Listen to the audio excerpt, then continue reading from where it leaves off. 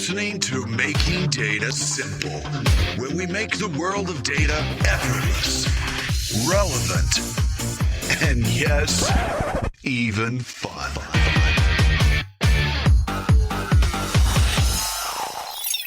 So you've made it back to the Making Data Simple series. Thank you. I appreciate it. I'm Al. Today I'm with Paul Zikopolous. And I give you a title, but the title says TBD, which is probably perfectly fitting with Paul, because we could go anywhere, and that's exactly what we'll likely do. But Paul is the Vice President of Big Data Cognitive Systems. I can tell you this about him. I'm going to let him introduce himself because I can't do it justice. But he's got a ton of energy. We just talked about that before we jumped on the podcast. I asked if he had his coffee, and he said if he did, it would be bad. And I know what he means. He's great with client engagement. He's really very technical, but he can sell. He's an award-winning speaker and author. I know he's written and we got to talk about this as we go along here, but he's written 19 books, 350 articles. He's been with IBM over 24 years. He's out of Ontario, the Toronto lab, I believe. And here's what I know about Paul. I was thinking about this before I jumped on. And you've made it under just one litmus test, and that is like Madonna, Rihanna, Tiger, Oprah, Paul Z. He's one name, so you know that he's made it. Welcome, Paul. Thank you for coming to the podcast. Yeah, hey, thanks. At first, I'm impressed that you got my name right, but I guess after all these years, you'll land on it. And when I saw that 2BD on the title, I didn't know whether I still had a job or a new one, so I'll assume that we just didn't have that. But hey, a pleasure to be here. Pleasure to join you. You guys are doing great stuff here. Well, I don't know why we had a TBD, but like I said, I think it's perfectly fitting. So for those of you who don't know you, I don't know how, because you're a social animal here. Could you describe yourself, what you do? I think when I think Paul, I think tech sales. I think very strategic. I think competitive. I know you've switched roles at IBM several times, but it seems like you're still the same guy driving overall technology evangelism, and that's all in huge form of recognition, by the way. So tell us what you do. Yeah, thanks. Actually, the TBD title is right, because I do a bit of everything. And, in this conversation, I'm sure many of you are looking at how do I build my career at IBM, and we'll talk a little bit more about that as we go on. But I think almost everybody's title should have some TBD in it. So, I ran tech, just to let you know my history, it's like 23, 24 years at IBM. I spent actually 6 years, maybe 7, maybe longer, in the lab, in the ID team, in information development, and would kind of learn technology and how to write and how to communicate and that kind of stuff. Then I went out and worked on technical pre-sales, and then I did a bunch of competitive stuff, and then I did some OM stuff, back to dev. I seem to do a lot of different roles. And then so today now I lead skills and for cognitive systems, and it is very much analytics driven, despite it feeling like it's a hardware brand. It's a heck of a lot more than that. So in between all those areas, I do whatever it takes to get our storyline out to clients. I will tell you, our clients are so guilty of not knowing what they should know. We don't always get the right tip of the hat by the press, and we have an amazing story here. So my job is, how do I get more IBMers talking about our amazing story? And that's pretty much what I do. And by the way, I should say, I do it in different ways. Some are informal ways. Here's the learning agenda for a bunch of IBMers, and I do it informally outside of IBM, referencing to the social work you were talking about. Well, I think, like I said, you've been in various places within IBM, and IBM's a big company, but I think that it's amazing testament to you that you don't know what brand you're in, because you speak IBM, you speak technology. I think that's terrific. The other thing, I'll give you some more recognition. The passion I don't always talk about that I have is coaching. I love to coach. I think it really comes from, I want to inspire people. It's just fun. And two things that I've learned from you very well, among many others, but two things is, one, you're very vulnerable. You'll just come in and you'll say what you mean and mean what you say. And I think that serves you extremely well on the social scene. It isn't, all, a facade. You talk the truth and a lot of positivity, which I respect. And secondly, I got to tell you, I use the technology maturity curve. You remember the maturity curve? Did you create that? Yeah, that's right. I use that in almost every client discussion I'm in now. And I've talked about it several times on this podcast just as well. I think it's a great way, you just said it a minute ago, it's hard clients are trying to find their way just like everybody else in this industry, and it's a great way to kind of set the stage, figure out where their current state is, and then lead them to that desired state. Yeah, so I'll tell you on that curve, that was Harriet Freeman was on there and Rob Thomas, and the three of us got together, and they're kind of different versions of it. It's ironic you brought that up because I still use it today with clients, but here's why I use it. And if you watch any of my presentations these days, I do not lead with, I lead to. A big recommendation I'll give for everybody when you want to make a difference into the field is to read a book called The Challenger Sale. I read one book a year. Despite writing books, and I read lots of articles, I read one book a year. And for the last 8 years, I've read the same damn book every single year, and this is that book. And it tells you, that either means I'm stupid or this book is really good, right? But what it tells you, folks, is how business is done today. And we're not coming in there and talking to clients about Watson, System PZ, here are all the function feature benefits of DB2 and all that kind of stuff. That's not the conversation, right, that you want to have. So that maturity curve is a way to create conversations that spark trust. And from trust, right, comes sales. So when I go to a client, I'm like, listen, folks, you're on this journey to AI. You're climbing the AI ladder. Here's the curve. You're basically spending money to save money or spending money to make money. And then I map them to the curve. And let's go talk about where in this curve I can help you. If you're doing what I call renovation, spending money to save money, well, geez, I can move you to the cloud, save on that kind of management stuff. I can accelerate your workloads. And if you're innovating, spending money to save money, let's talk about what we're doing around something like Watson Studio Loco or Watson Studio. So it is about the kind of conversations you have. And I will tell you, to this day, guys and gals, like I give a presentation to a bunch of folks in systems, and I don't even get to how fast a processor is till I about got maybe 10 minutes left do I talk about the performance of the system. Those are the conversations clients want to hear. I totally agree with you. It's funny you say that. Don't lead with, lead to. I like that. But here's the question I already have. So you've convinced me on the Challenger Sale. I will go get that immediately. So you sold me. But how is it a guy that writes as many books as you? Where are you getting all your information then if you only read one book a year? Well, that's a great question. I'm a relentless learner. Like you guys are recording this, so I'm either going to give away some good secrets or some of my bosses or IBM HR is going to come and say, wait a minute, what's he doing? So that's what we're trying to do. I'm trying to get your secrets, dude. Yeah. So, I don't know if it's the second or third law of thermodynamics. I only got like a C+ in physics back in the day. But I would tell you, without exception, everything requires additional energy in order to maintain and grow itself. So where do I get my information? I scour the internet. In certain topics, I go and figure out who's the who, and I just incessantly read and research. And I will tell you, folks, one thing at IBM is we're getting overrun with meetings, right? And we're allowing them to get on our calendar, and we're not defending our learning space. And this is not only critical for the success of this company and the folks in front of clients, but it's critical for you in terms of your own personal careers. Look at this AI renaissance is what I call lift, shift, rift, or cliff territory, not just for organizations, but for individuals. And you cannot be left behind on this learning curve. And the unfortunate thing here is tech years are like dog years, Al, right? Like they're so fast.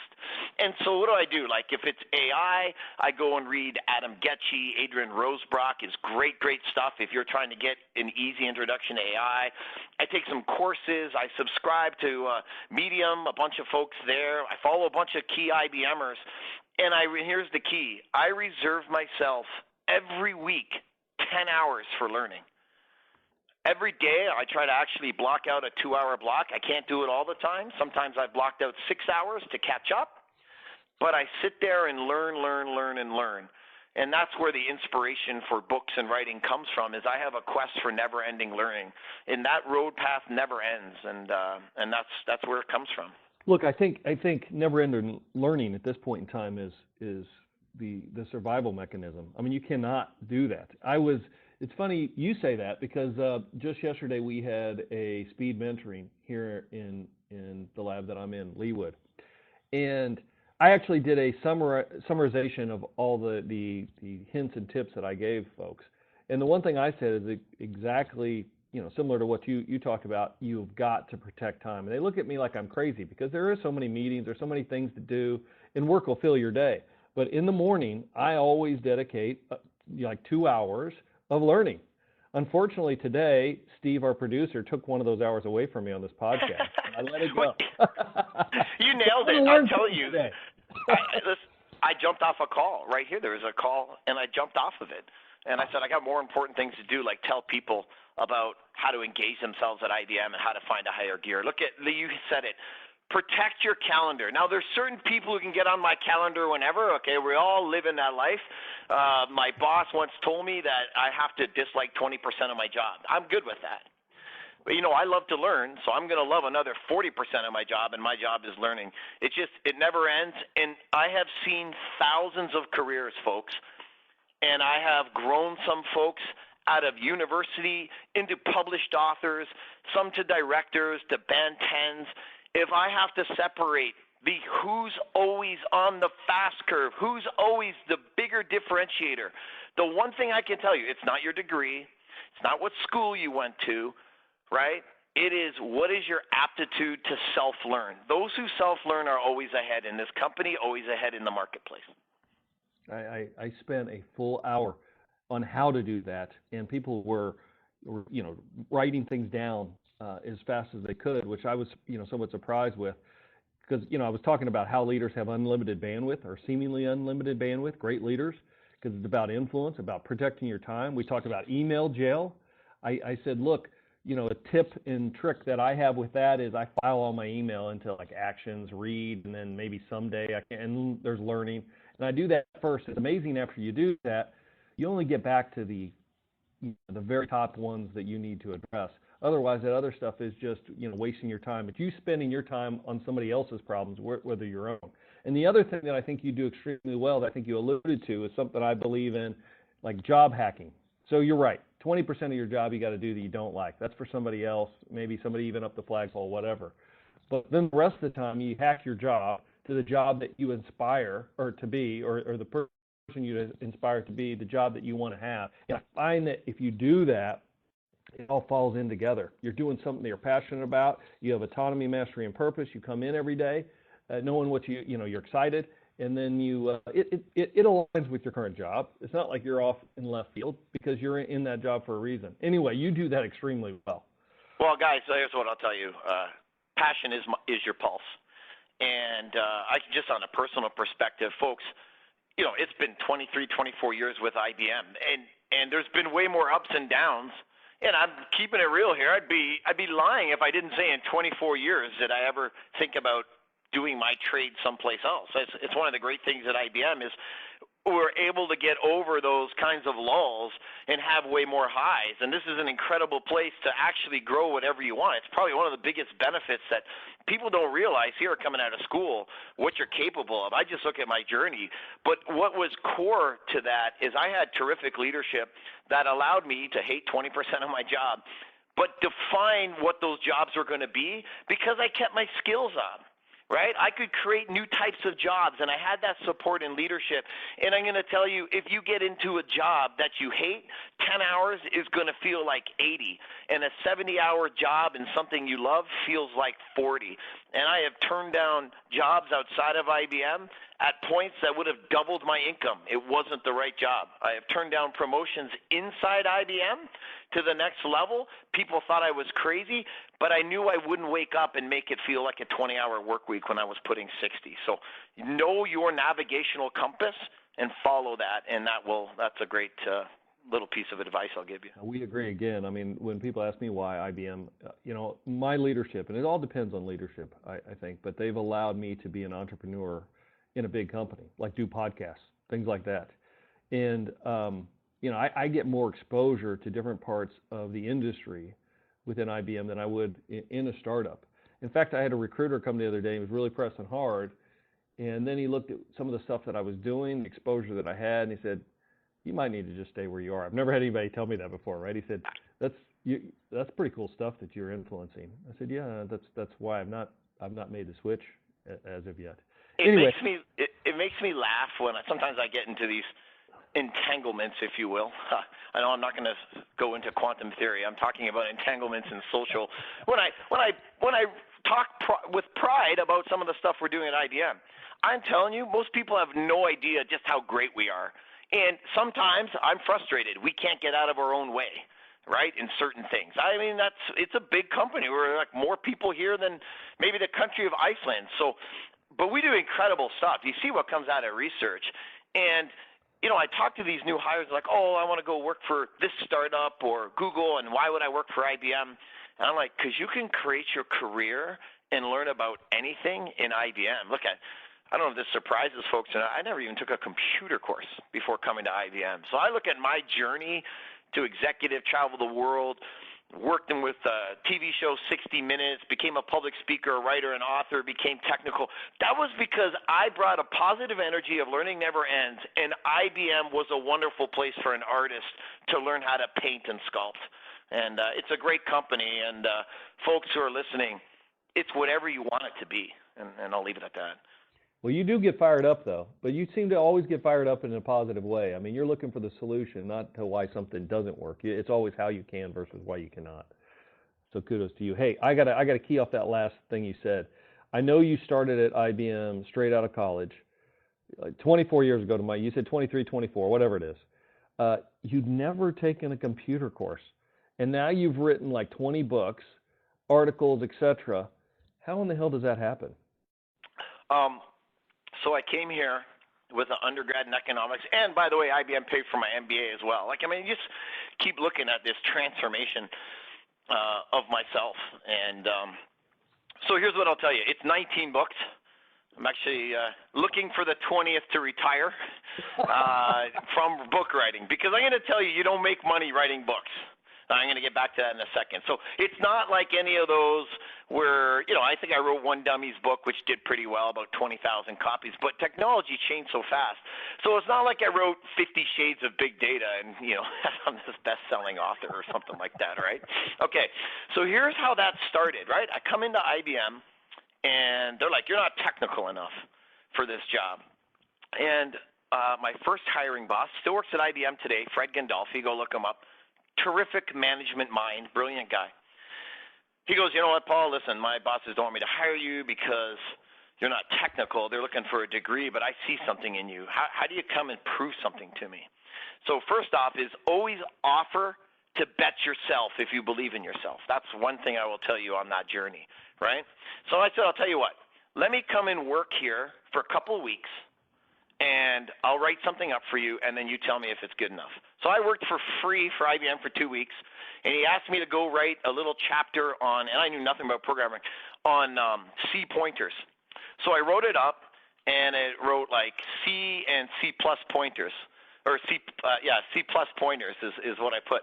And this will prove I'm not a programmer, right? And he comes back to Dave, he's going to give me a job, and he hands down the booklet I wrote. It was like 10 pages. He said, you know, go and learn this technology. And it says on the front, C plus is a drink. It's C and C plus pointers. You're hired. And that's how I got the job going. And I think that challenge to me told me I never felt I was like I was an expert. So I wake up every day and I have this newbie badge. And, you know, I started a journey in AI just like maybe a year ago. I didn't know what a neural network was. I had to go back and figure out calculus. I wasn't good at it the first time. I'm not good at it right now.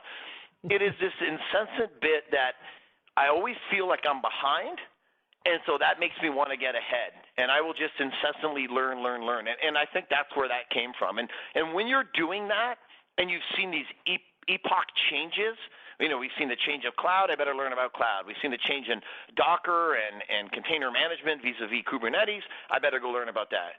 We went from databases to Hadoop and data lakes, I better learn about Hadoop. Then we went to Spark, I learned about Spark. Then we went to AI, and so that's it. Just wake up every day and say, I'm never going to be done, ever learning, and that's the path. Yeah, but so you say you don't make money writing books, get it, but I think to your point, you learn, and you learn excessively in terms of writing books. The one thing that I try to do, if I can't figure out something, I'll write it down, or I'll try. There's a ton of stuff that I have that I haven't put in blogs that I didn't get time to put it in a blog, and I should have. But I write all this stuff down, and I try to even put it in sentences, because it's kind of like teaching. If you got to go teach a class on neural networks, all of a sudden you're going to have to learn it real quick, and your body or your mind will make you do so. But something that must be organic to you is that you must be vulnerable in that I was talking with the team the other day about this. There's perfection and there's vulnerability. And there's a lot of folks out there that try to be perfect. And so that keeps them in their box, because you don't want to make a mistake. You don't want to try something new. You don't want to change because, man, you may not be good at it. But if you're vulnerable, you say, you know what, the hell with it. I'm going to give it a shot. I'm going to try to learn it. I didn't do math good the first time. I'm going to try it again. Those folks tend to, excel. So where does your energy come from? Why do you get up every day and you say, hey, look, I'm going to keep going? And like you said, maybe you weren't good at math or neural networks or whatever the case may be. Why do you keep going?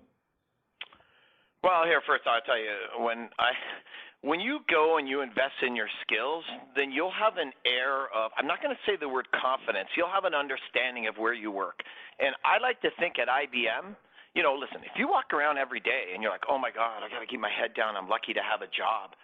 Whoa, right? I was on a call where a general manager was speaking and a band 10 was there, and she was saying something that probably should have, I don't know if the word corrected, but would have used some input from this band 10. I pinged the band 10. I go, hey, speak up.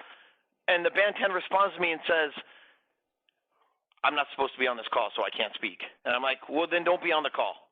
So if you have this confidence in your skills, then you create this relationship at IBM, which is one that is a mixture of I belong here, it's a privilege to work for IBM, and it's a privilege for IBM to have me work for them. That's where you get to with the skills. And then from that, you can go drive kind of my ethos. Look, I'm going to wake up every day, and I'm going to make a lot of mistakes, right? It won't be on purpose, but I'll make mistakes. And it's not kind of making mistakes, which is the mistake. I think it's learning nothing from your mistakes. And so I don't mind going forward and failing fast and trying new things and new ideas. And I've made mistakes. Al, look, I've got the scar tissue to prove it. But I think at the end of the day, when you keep learning in front and you mix that with the other piece of the equation I probably haven't spent enough time on here, and that is being connected to the field, clients, and socially. So the grassroots of what the movements are, you'll find the right way every time.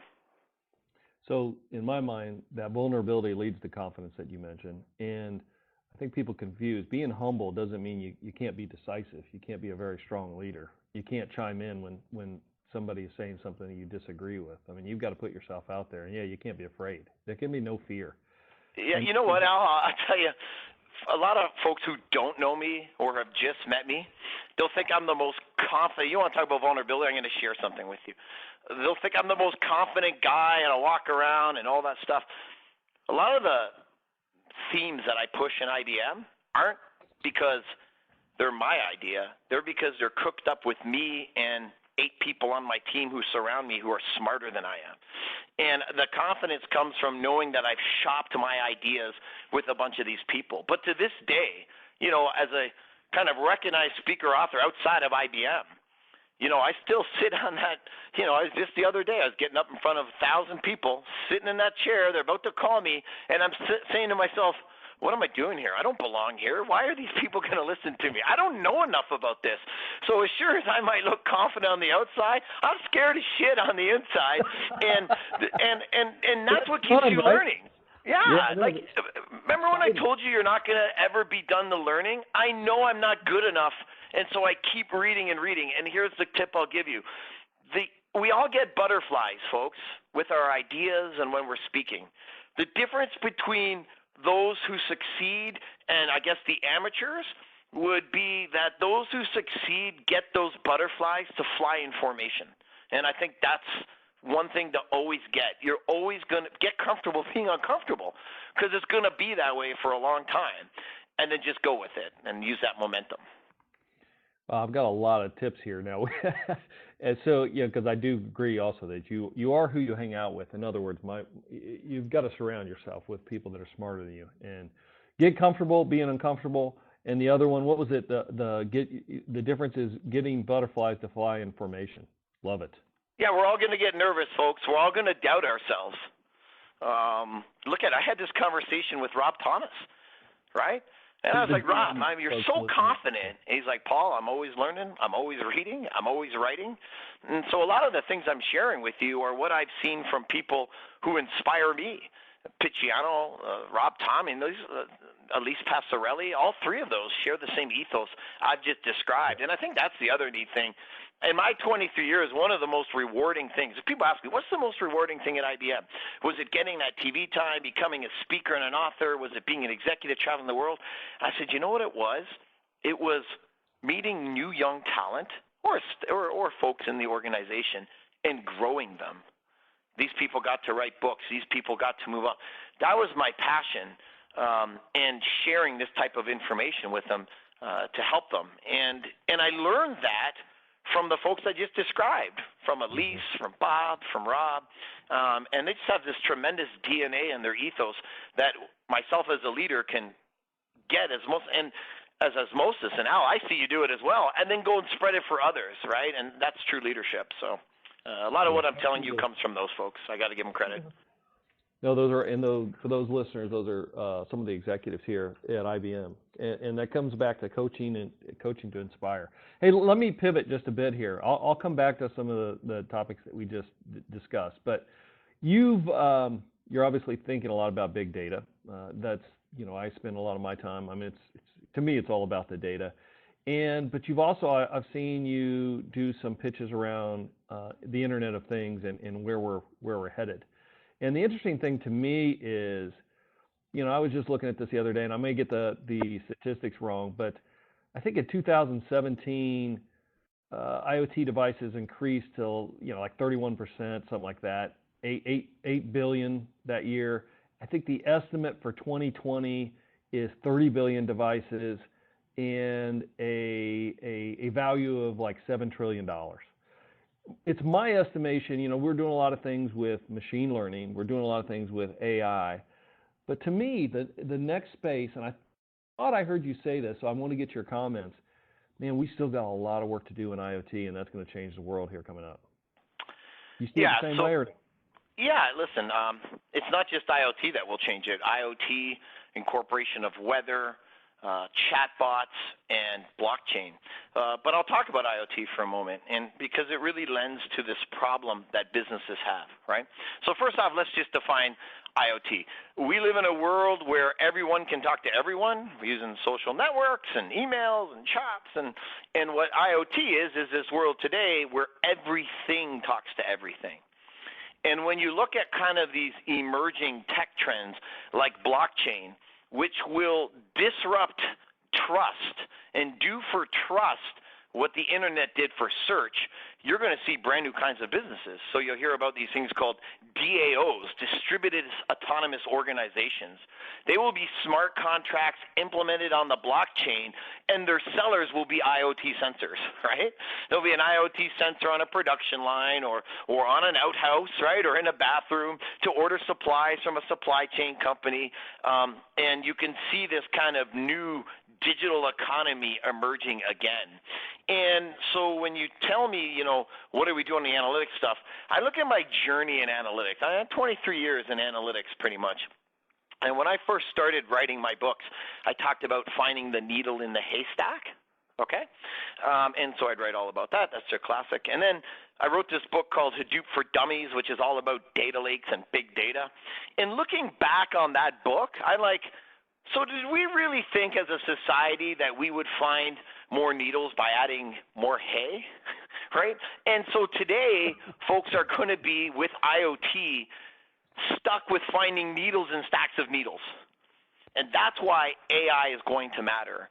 And the problem today, and every single client I talk to, is that their data decisioning curve, if you were to do a curve, right, where x equals y, so it would go straight up 45-degree angle on the Cartesian plane, that's data collection. It's steep. It's going to get steeper because of IoT. It's going to get steeper because of weather. It's going to get steeper because of lots of things. But so you get an A+ in data data collection. What's your data understanding curve? Oh my gosh, it's pretty flat. Folks, there's a massive gap. You get about a C minus. And that gap between data understanding and decisioning and data collection is massive, and IoT is going to make it bigger, and people need help. And that's why IBM is so pivoting around AI, and that's why. Nice. Hey, I've got a few questions I got to ask you before you're out of here. Okay. So every time I see you, you look like you just got out of the gym. Is that true? How do you make time for that, man? Right. You know, whatever. I don't feel that way at all. Listen, but, you know, I will turn that question into something about personal growth. Okay. You need to put your priorities in order, and you need to decide that what matters. If I'm not at the gym, then I'm not going to have the endless energy that I have, right? Or I'm going to get more down on myself. Like again, I'm going to be open to you guys. If I'm not at the gym, I'll let the stress of the day get to me. Maybe I'll start to fall towards a depression, or I'll be unengaged, or I won't be as positive. So how do I get that anger out? I tried to do it with golf, Al, but then I go golf. I take a half day off in golf, and I came back more pissed off than before I went out. So I decided to take those 4 hours of golf and put it into the gym. So gym's important to me. It's 4 hours a week, guaranteed. If I can do more, great. Learning's important to me. It's 10 hours a week. If I can do more, great. And I make time for that. And this is a problem I see internal at IBM and with individuals all the time, is how do you create prioritization? And too often we get our priorities out of sync in life and in business. And some days, folks, you're going to have all top priorities. And I've always told all my employees, you're not allowed to do that. I've had my bosses come to me and they give me 80 things to do. And I'm like, you have $100 for a meal. Here's the menu. What do you want to buy? And to give it more of a cruder analogy, because I literally just had a discussion with someone in offering management about this. They weren't getting stuff done. And I'm like, look, Ed, I know you're cut in resources. What else is new? Resource dynamics is nothing new here. So you have 10 fingers, and unfortunately, one's got to come off. So go and decide it. Because sitting in, to use a sailing term, sitting in chains or irons gets you nowhere. So look at I'm left-handed, so it's my ring finger on my right, then so be it. You know, that's a pretty crude type of example, but that's the number one thing you guys can do internal and for your own life.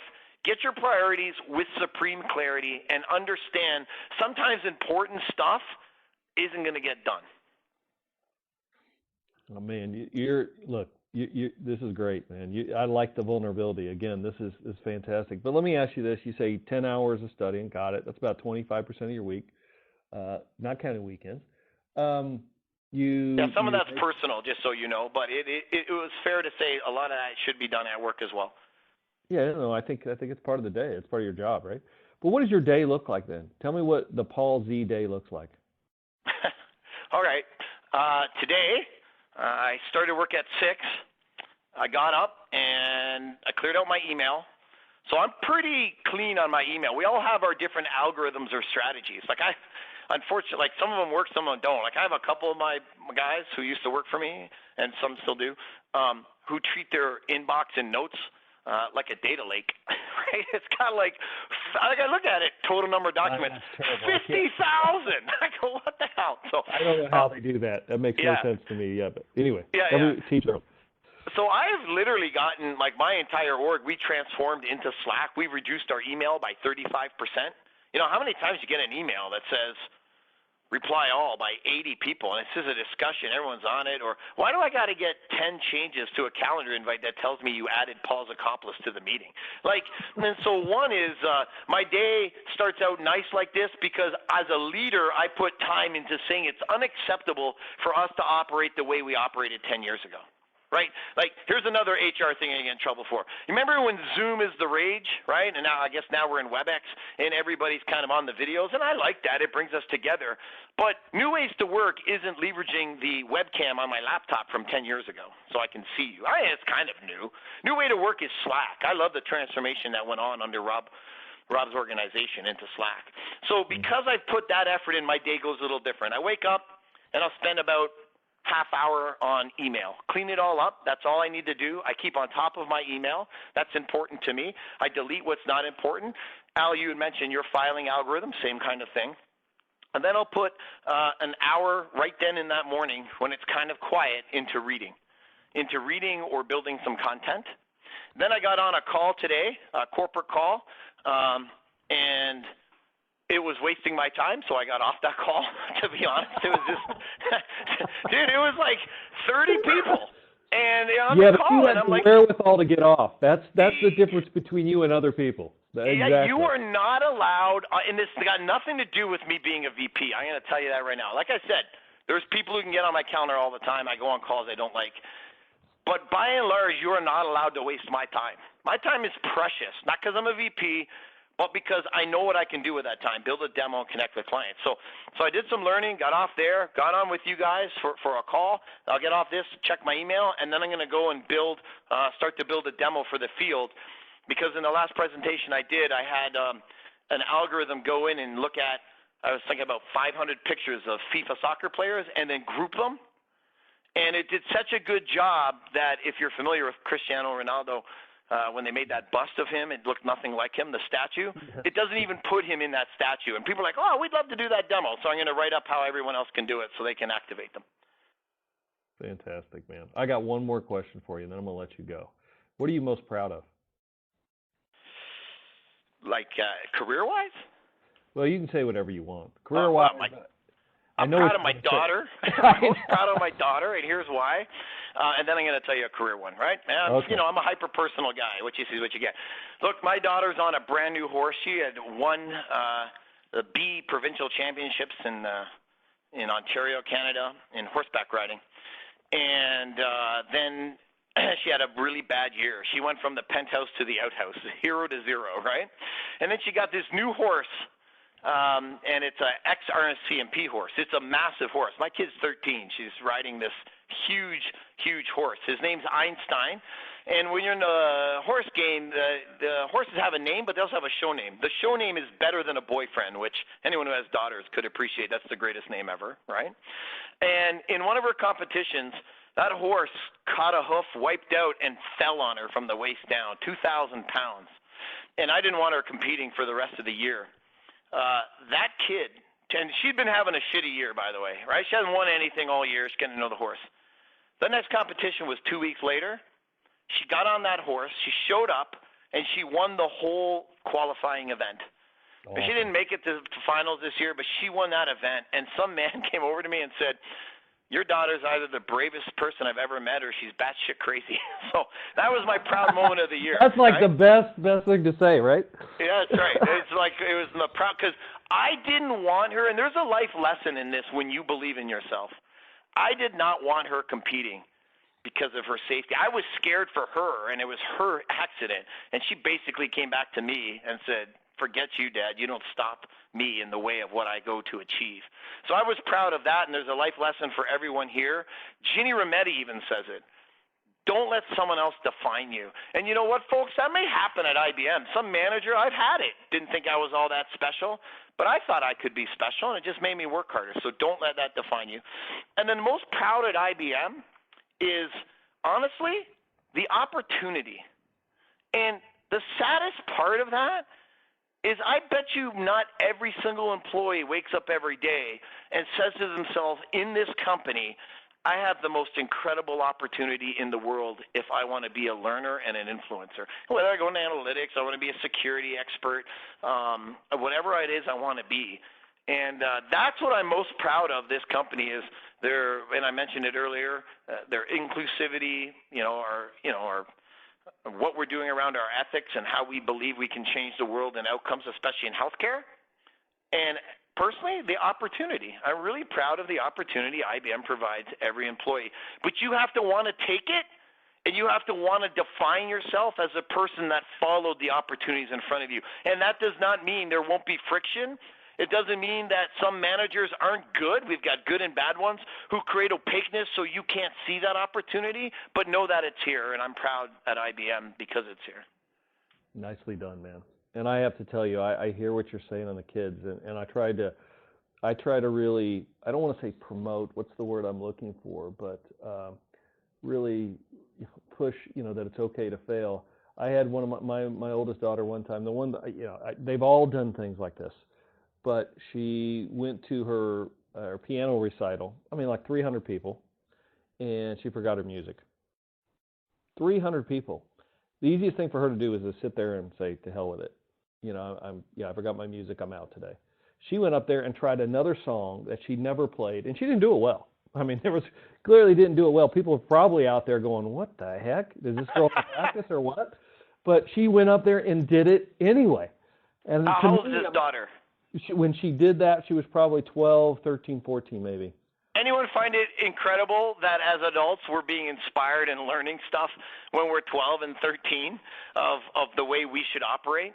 I mean, that's a great story. I love it. Exactly. Hey, I'll leave you with one thing, even though I'm sure we're over, because I thought maybe you'd find this funny. So here we have, they announced Chloe, now riding the ring, Chloe Zikopolous, riding better than a boyfriend, right? And everyone's like, ha, ha, ha. And my daughter came to me at 13, and she's like, Dad, I don't know if I want to call him better than a boyfriend, because what happens if it's not funny in a couple of years? I'm like, Chloe, when you're like 16, 17, it will be more funny than ever, and then your next horse will be better than a husband, and the horse after that can be better than kids. You're set for life. So I thought I'd leave you with that one.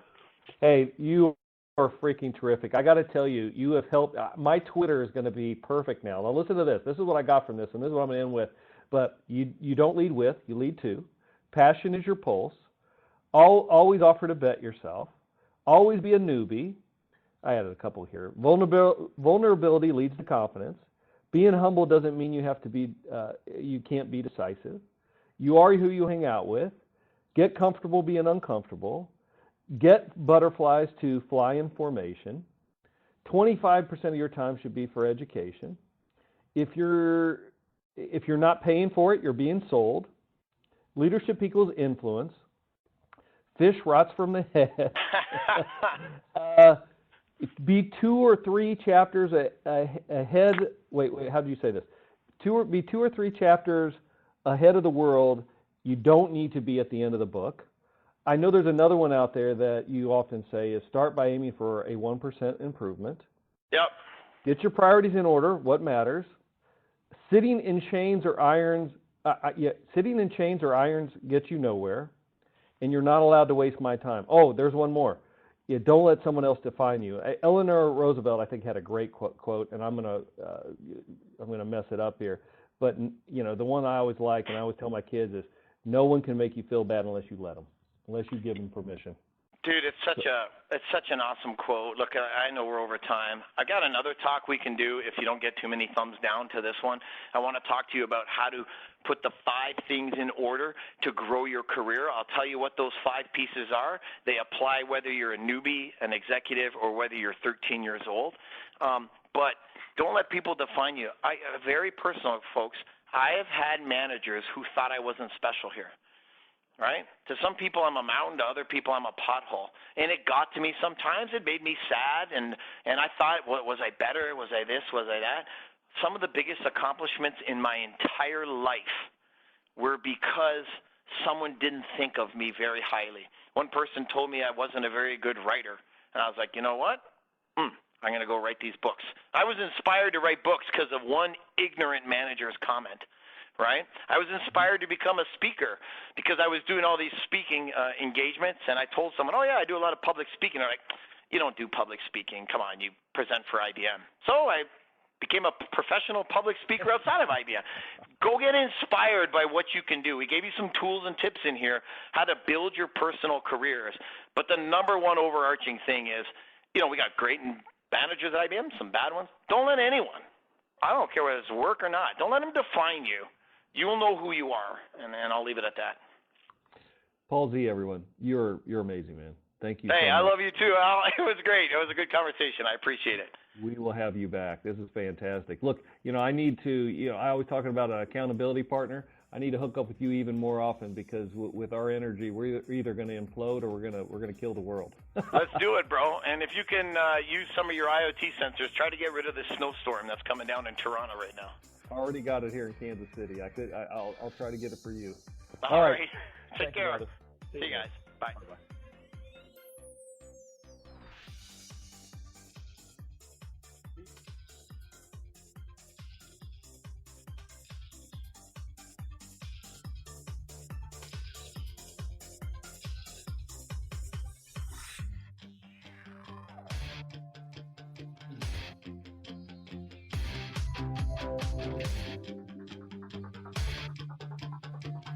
Thanks for listening to the Making Data Simple podcast, where we make data fun. Be sure to visit IBMBigDataHub.com/podcast to access the show notes and uncover even more great episodes. Remember, the views expressed here are those of the host and its guests and do not necessarily represent the views of IBM. Until next time, over and out.